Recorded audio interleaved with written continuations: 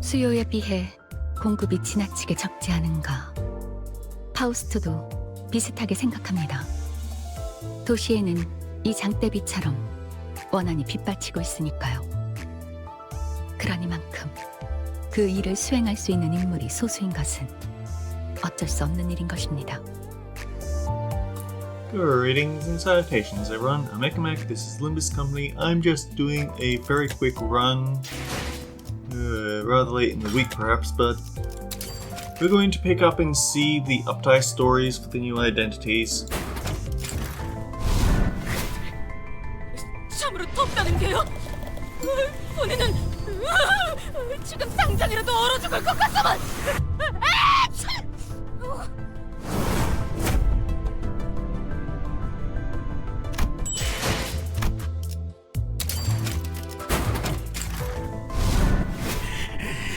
마침내 허락이 떨어졌다. 두개 전부 발톱을 꺼내. 오늘 밤은 질리도록 싸워잡힌다. 모래판에 모이가 남지 않을 때까지.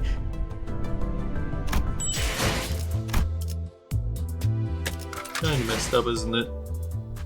So then Heathcliff's new agent. Man, there have been actually a lot of Uptie stories I haven't gotten around to. Unfortunately, I keep losing my audio recordings.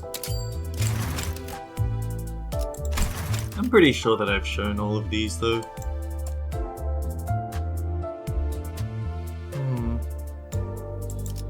Weird, he only upgrades one of his skills, not both of them. 다른 칸까지 물러나 있어. 이 새끼의 부정승차자다.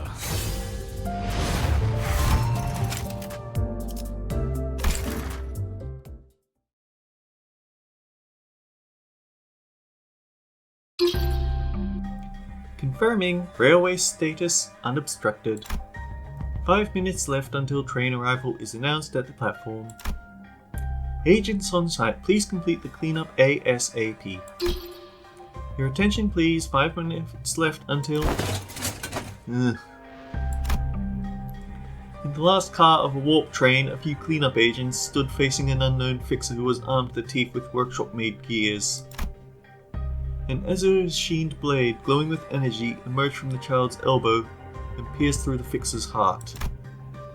The child let out a pale breath of relief as he deactivated his overcharged gauntlet. That's the gear she's been using in it. Looks workshop made. Don't these cost a fortune like? The child shot an irritated glance at the floor where a glove made of high-grade material lay. A hand, severed at the wrist, would have been a more appropriate term than a glove. Not that it mattered, the child was more interested in the piece of equipment that clearly was not standard issue, even at first sight. I can tell from the serial number that's one of Corey Workshop's top tier products. Corey Workshop? Not sure what that is, but you're saying it's fancy stuff, yeah? Now I see why she was so bloody strong. What grade was she again? Let's see, the ID card in her wallet says grade 4. Chuffing out! That fucking hand there's a grade 4? 10 seconds in name, but millennia in actuality was enough time to turn every passenger aboard into rampaging maniacs. Madness, however, comes in different forms. Some passengers long for death, playing themselves and painting the walls with their own flesh and blood, while others continue to fight back without a moment's respite, even after they have completely fallen into insanity. Blimey, what's that grade 4 been up to all this time? To be giving me this much grief even with the CCA on. First time I've been pushed like this. Didn't you say the same thing the last time a train was cancelled? Oi! That was when I had to nip out and give the class 5 lads a hand. How's that the same, huh? I suppose today wasn't exactly a walk in the park for you. You had to clean up on your own after all. Huh? What's that? Something unusual about her? Oh, she's actually accumulated so many penalty points. Probably enough to demote her from her original fixer grade. Nothing unusual then. Just another bloody stowaway. Penalty points, check. Contract papers, check. She was a grade 2 fixer just a few days back. By heck, no wonder the lass was such a handful. Back in W Corps' heyday, the term stowaway referred to freeloaders who would either get on the warp train without tickets or occupy first-class seats using economy-class tickets. Today, however, the meaning of the word has somewhat changed. People used to travel on warp train only 3 or 4 times a year at most, a luxury easily afforded by wealthy citizens who preferred the first-class seats. But when passengers began to go missing and one accident followed another, demand took a dive, until people avoided first-class seats like the plague in spite of W Corps' promotion and encouragement. These riches are also tight. Would it kill them just to buy a first-class ticket? I don't think the price difference between economy and first class really matters, but the bad rumours are not helping. What doesn't matter? Never mind. Now that I think about it, them first class seats, one bad word in business is done for. Not all that surprising, innit? Don't you think people might start taking them again in time? Yeah, proud slogan, just 10 seconds to anywhere. People used to pay daft money just for a trip that'd be over in a blink. Also, they could brag on about it over a pint. But now the first class is more like a risky investment. Who'd shell out for a ride when you can't even count on getting out in one piece? It'd be more convenient if combat professionals were placed in a special compartment, just like colour fixers. I wonder if the higher-ups have ever considered it. I reckon they'd have done it if it ever crossed their minds. The price of first-class seats is calculated to yield only the bare minimum profit, substituting for the passengers' emotions and time. After the fall of Lobotomy Corporation, W Corp is desperate to cover the losses. To sustain operation of its trains and make the time payments owed to T Corp, they seek ever more extreme emotions to harvest. That's why they would rather risk the lives of their cleanup agents than lower the price of first-class seats, or place the passengers in another special compartment. Did you see them index proxies that turned up the other day? All of them were dead set on sitting in economy to do their bloody prescripts. Then the day before that, a thumb capo fancied a seat just behind first class since his superior sat up there. Oh, do you mean those corpses with the jaws smashed into bits? No, that was far from boring. I actually liked it. What do you know about it? You weren't even called in for support since you're only level 2. Forget it. I'm off. Good luck putting them back together. Can't exactly help out collecting the pieces wearing this armour. Clocking out early today? Aye, been a while since I clocked out on time that. Catch you later. Confirming, cleanup agent consents to returning to the congestion cleaning armour. Armour disengagement in process. Boy, be gentle with it! I ought to get my shoulder swap prosthesis. Don't get why this fancy armor's so bloody heavy. Congestion cleaning armors, better known as CCAs, are astronomically expensive units of equipment, authorized only for level 4 cleanup agents or above, who demonstrate the highest job performance. There was a time when CCAs played a larger role in external conflicts such as power struggles between wings, and hunting down syndicates in the back streets. But recently they are more often used to contain the passengers of warp trains. Today I'm gonna drop by the pub on the way back. Congestion detected in car 3 of train PW24. Grab a pint. Congestion, or congested, is one of the 5 levels of danger warnings issued by W Corp to its cleanup agents. The warp train deemed obstructed when it's running without issues. If passenger suppression becomes necessary along with the usual cleanup, the status changes to delayed.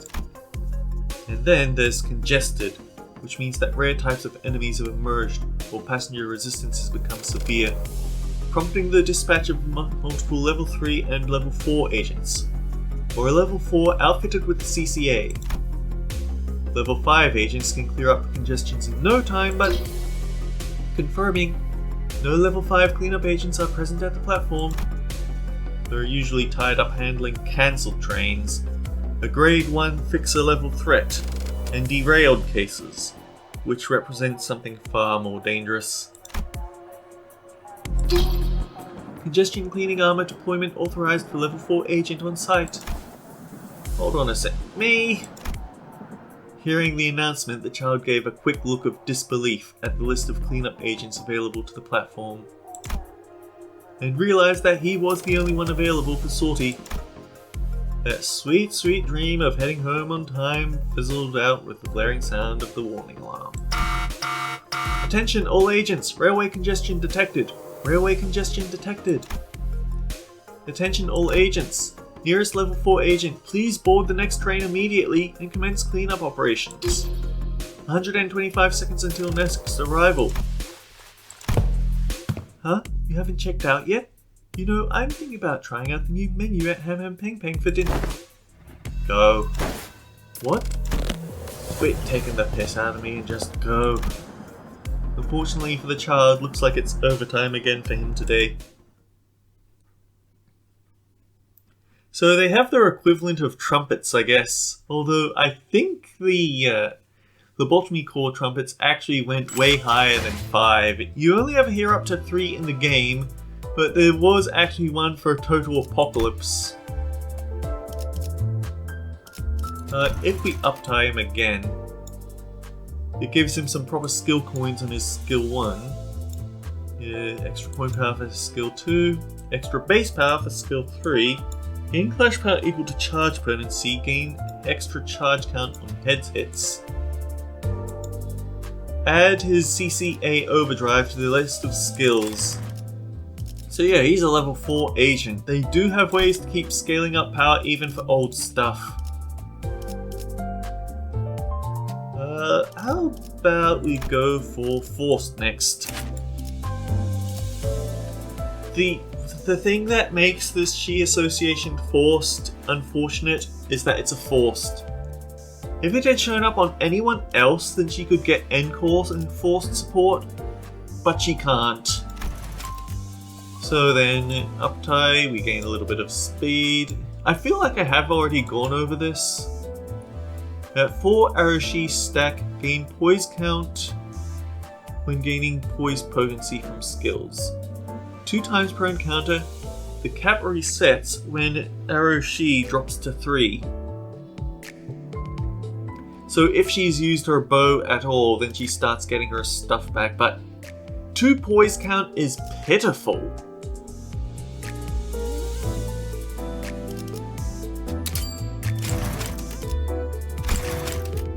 Three to 7, she gains her skill 3, she gains her other skill 3. Thief gets boosted, positioning maneuver gets boosted.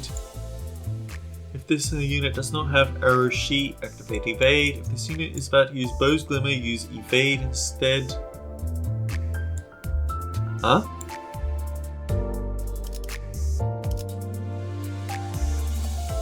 Oh.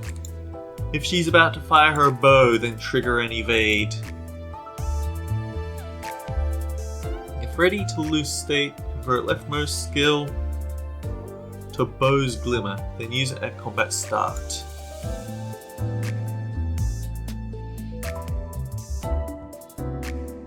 Yeah, this was a disappointment for the return to the Shi. 쏩니다. 그러면 관역엔 구멍이 뚫리고 곧 쓰러집니다. Especially 그럴 뿐인 단순한 작업. 빗나감은 일어날 수 없는 일이죠.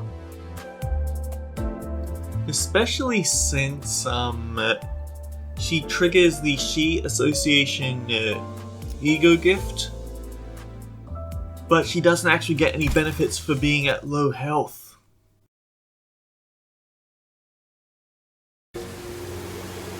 Thank you so much for making this interview. Do not worry, it is a shame that it had happened under such inclement weather. No, it's alright, I nearly froze my ass off during dispatch up north. I gotta tell you, that was way worse than some drizzle. The interviewer quipped slightly before taking a seat. The place was dark, smelled of mold, and was covered in a thick layer of dust, but as far as the interviewer's pre-investigation could tell, the child often rented places like this. She was in no position to complain. It It's more efficient to stand by in a small, low-profile building such as this when multiple contracts are lined up, especially for operations beyond a reasonable distance from the headquarters. Oh, then, is it the target near us? As far as Faust remembers, this interview was to exclude any details regarding our contracts. Alright, apologies. The child knew that the interviewer didn't really have any ulterior motives in asking that question, so she did not press the matter beyond a brief warning reminder, and left to check her shelves.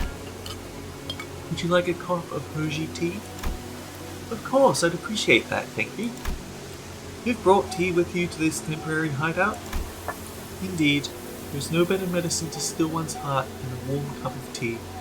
An archer must always calibrate their emotions and avoid letting it distract their aim. Oh! The interviewer pulled out her notepad and flipped through its pages. Interview goals. Learn more about the unique weaponry used by the Shi Association's Eastern Branch. The interviewer realized that this was her chance. She continued as she accepted the warm cup of tea. That reminds me, the Eastern Branch of Shi Association is unique in that it has chosen archery as its primary approach, correct? Taking into account the various fixer officers and associations, it can hardly be said that we are the only fixers who employ archery. However, if you are asking regarding the Shi Association branches, then yes. The city was teeming with all kinds of demands and business opportunities to meet them. But the business with the most demand has to be assassinations. And the motivations for it were quite diverse too. Straightforward revenge manipulated to come out on top of a deal, removal of a rival syndicate's leadership. As the purpose of assassinations was to pursue a much cleaner approach to getting things done, that does not draw too much attention to the contractor. Only a few individuals were capable enough to carry out the tasks to satisfaction. So many people seek out the Shi Association and its associate officers. As far as I'm aware, the Shi Association has always been rather short on manpower, which makes me wonder, why does your branch primarily use bows, which are notoriously difficult to use? From what I hear, the Southern Branch is still trying to rebuild from the devastating blow it suffered. It's true, while the Shi Association has always had more than enough contracts, they never had enough fixers under employment to carry them out. You ask many questions. After that curt reply, the child walked up to the wide open terrace of the building. The rain had grown into a torrential downpour. I am aware of what occurred in the Southern Branch, that many of them were turned into books by the library, and that the entire branch is at the risk of falling apart for internal reasons that cannot be made public record. Let us explore a different subject. What thoughts come to mind when you hear the rain? Rain? The interviewer put down her teacup and sat next to the child. Well, it's loud. I can't hear a thing over the downpour, even though we're right next to a busy market street. That would normally be the case. But focus. Does it not sound as though the din of this downpour is consolidating into a single thread? A single thread? While it may sound as though the patterns in which raindrops fall are completely random, one can find the rules that connect them, connect and tie those rules together with one another, and eventually they consolidate into one sound. Once that sound has been isolated, together sounds come alive, pattering footsteps as people hurriedly flee from the rain, rustling of unfurling umbrellas, irate drunkards picking a fight. The interviewer wasn't sure what the child was talking about, but it was clear that the child's eyes had narrowed into a cold, focused glare. Then, she eventually picked up that the child had drawn the longbow's string, testing the weapon's elasticity. Full draw. There was a faint whistle of an arrow, but it went buried and unnoticed in the downpour. If anything did change, it was that the downpour had grown even louder, and that the arrow had left the child's hand. Contract fulfilled. Wait, did that just kill somebody? Indeed, the target designated by this contract is dead. But I don't see anything or anyone out there. But my tea! The interviewer leans outside the window and into the rain, searching for the supposed target, but nothing comes into her view. In the extremely narrow, liminal space between buildings was the target, kneeling and hiding with bated breath. And you found this person in the rain and hit them? The child paid no mind to the flabbergasted interviewer and sipped on her cup of tea, which had cooled and become rather tepid. Indeed, the bow must be a rather difficult weapon to use. Just as it is difficult to walk a long distance without spilling the contents in a cool teacup, so this tool and occupation does not make for a particularly popular career path. In fact, most hardly even consider this line of work. Its sheer association seeks to exploit that very gap in imagination. The interviewer admires the child from behind, her eyes full of awe. The child's quiver was filled with numerous arrows, which, given the rumours of how lower-ranked fixers were issued fewer arrows, implied that the child must be a fixer recognized as an expert even among those in the association. Yes, it is difficult to use. However, once mastered, this will make every contract a success. The She Association does not have many fixers because only those who master the difficult techniques can remain here. The interviewer's hand moved hurriedly over her notepad. Amazing! Impressively done with just a single arrow! Oh, that reminds me, I once heard that there was this legendary archer who only ever carries a single arrow for their contracts. Faust is also quite interested in learning the truthfulness of that story.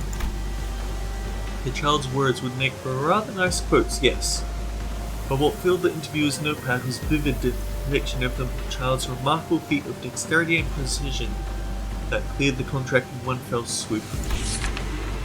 Wow, I never thought I'd get to witness something this awesome with my own two eyes. This will make for an excellent article. Detailed descriptions are fine. However, please note that the reporting of exact locations, times, and behaviors is... Oh, of course, I wouldn't dare write them down. Very well. With these bows, fixers at the She Association's Eastern Branch train their hearts to maintain perfect balance and employ that tranquility out in the field. Those who cannot find and maintain that balance are bound to easily be swayed by emotions, which is what may lead one to commit a singular mistake that will cost them their life. Avoiding that is the purpose of our training. Yes? Also, it must be said that She Association fixers enjoy a higher rate on average than fixers of other specializations. Come again?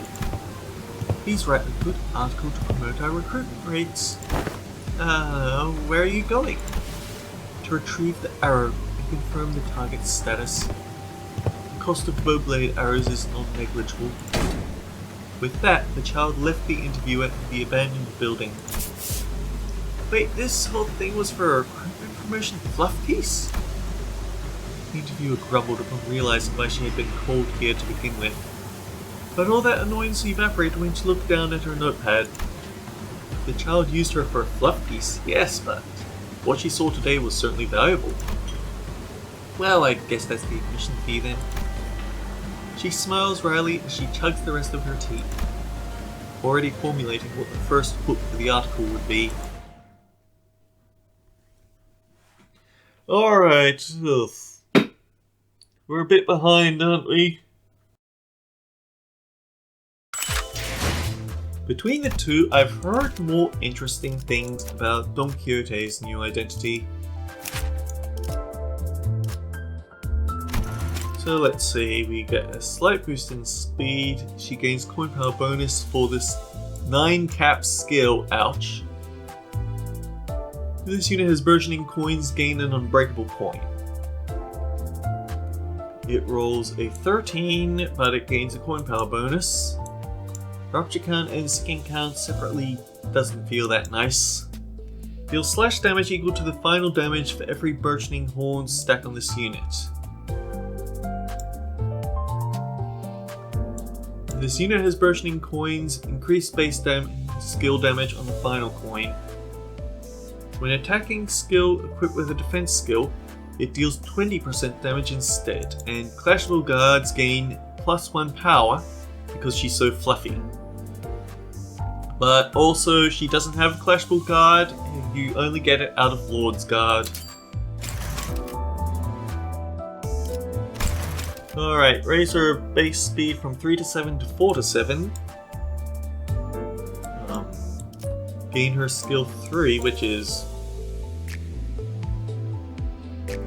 14? Are you serious? Ouch. Coin power bonus. If she has burgeoning horns, convert all coins into unbreakable coins, or just gain 3 burgeoning horns to start with. Bonus damage on the final coin. Bonus damage for panic type effects. Inflict a shatter mark. Raise the coin power of her skill 1. Raise the coin power of her skill 2. Give her a combat support passive. Fastest ally. When hitting an enemy with +2 rupture or sinking count, inflict defense level down.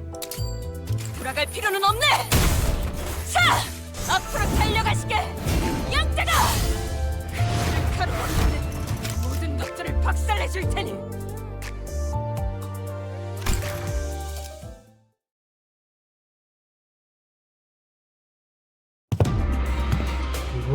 Ooh! The back streets of Hongwan, where buildings crowd and cave into one another, leaving only the narrowest of gaps through which the artificial sky can be glimpsed. The child turned her gaze upward, locking her twinkling eyes on the distant firmament. However, in her vision entered not only the sky, but also a towering castle that had devoured countless stacks of rooms and walls to amass its bulk. Dost thou see, O adept of hares? The castle yonder, how glorious it is! Verily, 'tis the semblance of the bourne of our Lord has spoken of. Thither we must make our way. Then it is a relief that there is no need for us to search the perimeters to find it. The segment our Lord commanded to retrieve must be located inside the castle. Yet 'tis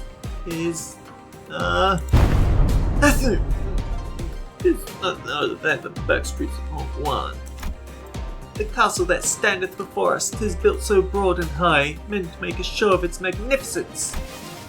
Verily I missed out the champion of justice our Lord doth seek would dwell in an abode so sumptuous. What does it matter if they are just or not? The Lord has spoken, we but obey. Our Lord also commands that we bear 32 palanquins of treasure there. Surely there's someone in that castle whose worth matches the weight of those burdens on our backs. The Heishou might, from time to time, question their leaseholders' orders, but the idea of disobedience is the one thing they would never entertain. This applies to the vast majority of them. They also tend to be indifferent to their own packmates, much less inclined to engage in a friendly conversation with other Heishou packs. Perhaps that is why these cold-eyed Heishou were so aloof and unresponsive to one another, even though they were tasked to travel together. Hehe, Rocinante, yet again do I place my faith on this adventure. The child, who seemed used to the attitude of the other Heishou, started chatting up her shoes instead. Until the Malbranch adept, who cleared her throat lightly to draw the child's attention, chose to grace her with an explanation. Even those who have never walked in justice will be enlightened in the way of humanity and righteousness and the banner of our Lord. By my troth, ye noble adepts see farther than the rest of us. Prithee, I have heard tell all who heed our Lord's teachings are tempered into paragons of justice. Is this true in sooth the truth? That sneeze got stuck. Anyhow, didst thou speak the truth? Yes, follow our Lord's way, and justice will be found in due course. I recall that our Lord assembled the Heishou and delivered his teachings the other day, albeit in simpler language. Wait, what's that? Oh, that was Faust. I recall that our Lord assembled the Heishou and delivered his teachings the other day, albeit in simpler language. Oh, Thou speakest of that time when we of the way heard naught. The bitter frost of that day did freeze our ears red, and not a word did we manage to hear. I am aware that sheep are vulnerable to cold, but with so many layers of clothing in this weather, don't you feel overheated? The back streets of Hongwan trap the heat of the great fires that are lit to produce the boluses, as well as the body warmth of the passerby that walk through the alleys. Of course, ask 100 people on the street won't yield all the same answer. As to what counts as hot or cold depends on the person, after all. But here, where the heat gathers, Child will probably be the only one to say it's freezing cold, like her packmates who are all cooped up in their quarters. 'Tis cold, so very, very cold. The chill doth seize my bones, verily I fear I shall be turned to frozen statue ere long. That's the thing, isn't it? All of the boluses used for creating the Heishou have their own mutagenic effects, so for the sheep, it's that they need more and more coatings. They just find everything frigid. The child continues to shiver as though she were dropped in the middle of a snowfield. And that is one of the effects of the Wei bolus. Same trait shared as an enigmatic outskirts creature that the Hongwan's pack of sheep stems from. That sounds dangerous. The creature in question, you see, can suddenly grow, or rather burst, out of heavy layers of fleece from its skin due to its sensitivity to the cold. And along with that trait, another of its physical features was woven into the effect of the Wei bolus, the tough, sturdy horns that the child and her packmates possess. I have come to discover that Wei's tolerance for cold is far lower than I had expected. I am learning something new every day. I give thanks for thy fellowship in my misery. Oh, I would not deny it warm cup of tea on a day such as this. The child, busily surveying the flashy signboards along the back streets, paused in her tracks when one of the shops caught her eye. There had to be patrons coming in despite the hot weather, because the dumpling joint was adjusting to the heat with steam rolling from its wide open doors. Oh, that's... Entranced by the sight of steamers stacked above her head height, the child happily skipped across the road. Only to trudge back looking dejected, and awkwardly fumbling over the paddock clothes. Pray, might any soul here purchase for me but 5 dumplings? Only 5? Purchase them yourself. These clothes bind me so, I'm unable to reach my pocket. Verily, should I cast with but a single layer, I shall perish of bitter cold forthwith. I can buy some for you, but I doubt it will help you feel any warmer. Any heat your meal provides will immediately be extinguished by the effect of the Wei bolus. I know, yet my spirits will surely... By the way, whither goest thou, Sir Rooster? I'm going back to the inn. Call me when the mission starts. There's no fun when there's no fight. I don't think all the dumplings this shop could offer could sate the hunger of us ox lords. We'll get our own dinner at a Kazan somewhere and return to the inn. Eh? The cold as winter's breath, every one of you. Our quest beginneth in the dark hours of the night. We shall meet then. The ox and the rooster left without an answer. Does this mean that Mersault might get an ox lord identity, or do you think that they're going to save New Heishou for later? The ox and the rooster left without an answer. As soon as the two were out of sight, the child, timid as she was, shamelessly begged the Malbranch Adept. Lady Adept, I beseech thee this favour then. If 5 be too many, then perchance 2. Nay, 1, buy me but a single dumpling. My thanks are thine. I am not a cheapskate. Please have as many dumplings as you like. After some time. Oh, the castle! It doth exceed mine expectation, and 'tis yet too cold forsooth. Pray tell, am I alone in feeling this chill? The weather is so hot that even a short walk feels suffocating. And then it's suddenly snowing now. I know our venture doth begin at mere nightfall, but is it wise to bring down the castle now? It should be fine. This castle is not an approved residential area. It won't be considered a breach of the city's taboo. Verily, 'tis a comfort that the roosters shall keep the sweepers at bay. Yet such a mighty castle as this, 10 sheep alone cannot hope to cast it down apace.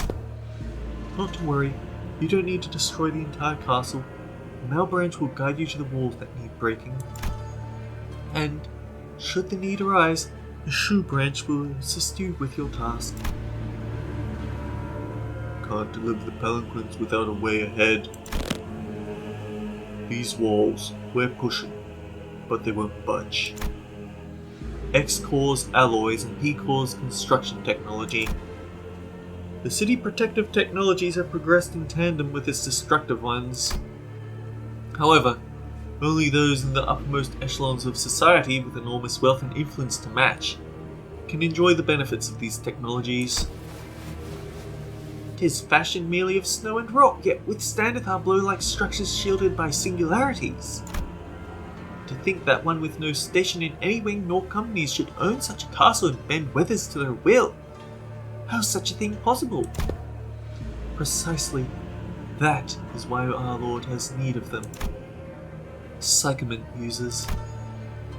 And that is also why ego and distortions were able to cause such sweeping change in the city.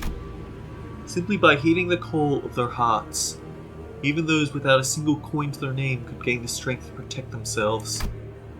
But, will you be able to handle this?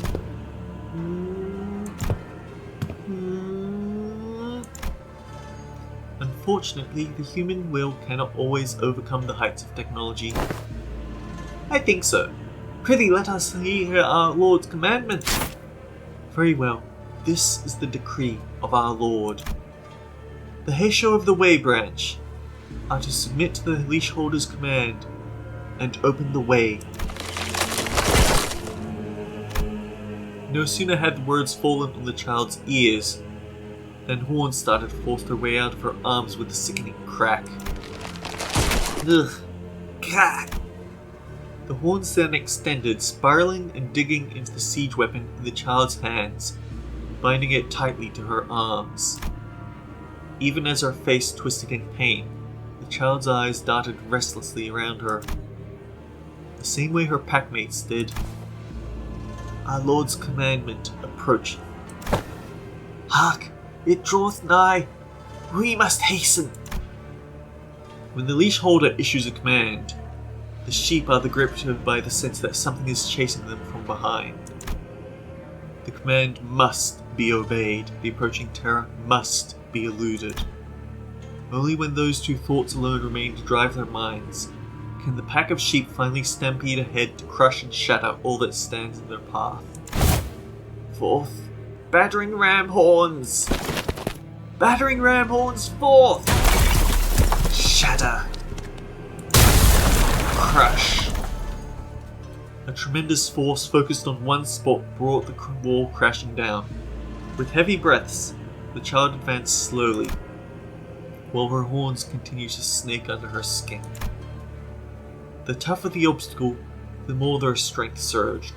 Nothing could impede the march of the way. I must hurry onward. Farther, farther onward. Even a blood fiend can't stand up to that.